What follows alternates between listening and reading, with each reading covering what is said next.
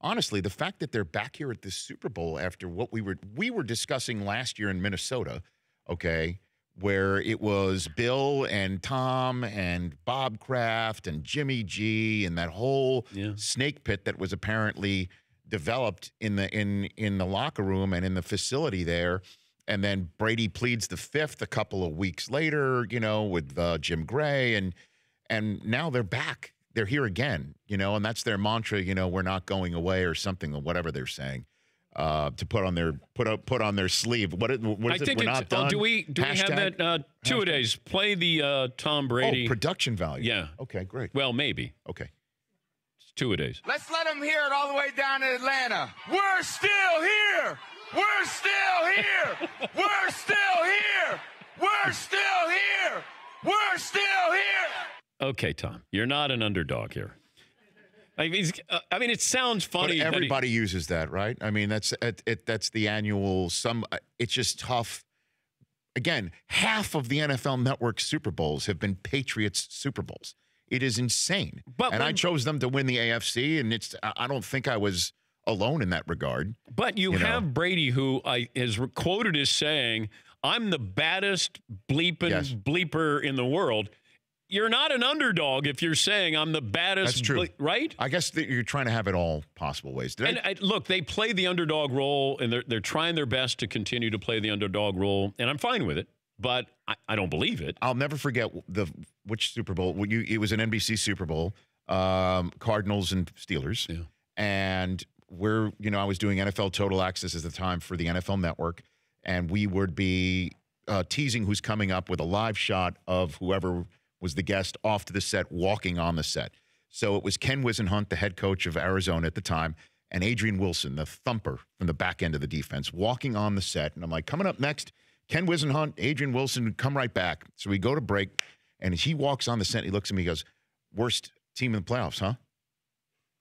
And I'm like, what?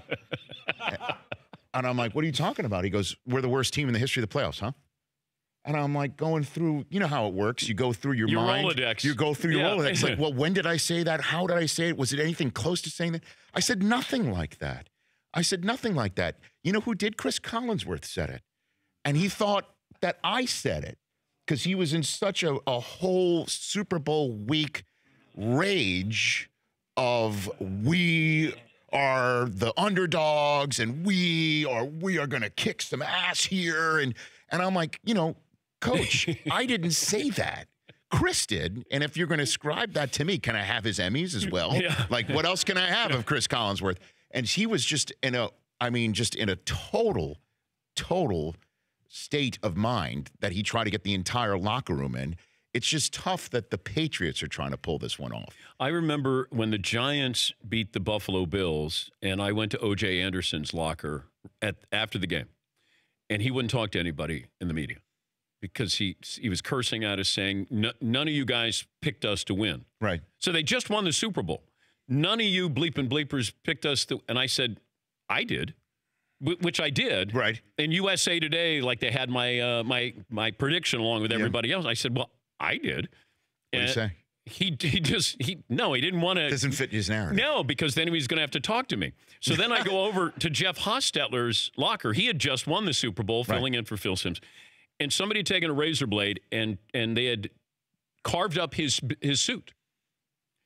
And I didn't understand what this was, like hazing the Super Bowl winning quarterback. They sliced up his suit so he'd have to wear his uniform home out of the. So I'm there, and Hostetler comes back. He's just been at the podium, and he goes, what the bleep? And I didn't know how to react because he's looking around going, who did this? Right. So he held it up, and it was just in pieces, sliced up. And I, like, to this day, the two of the weirdest moments I ever had is O.J. Anderson just winning a Super Bowl yelling, and Hostetler's suit was sliced up. Right.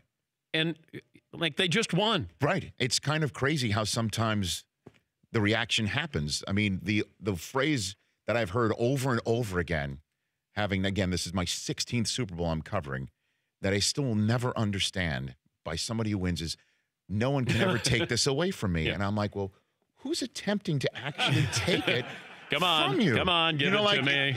Like, who is actually, like, no. Who's going to try and do that? It makes no sense. For more Dan Patrick Show, tune to Audience Channel 239 on DirecTV or download the Dan Patrick Show app.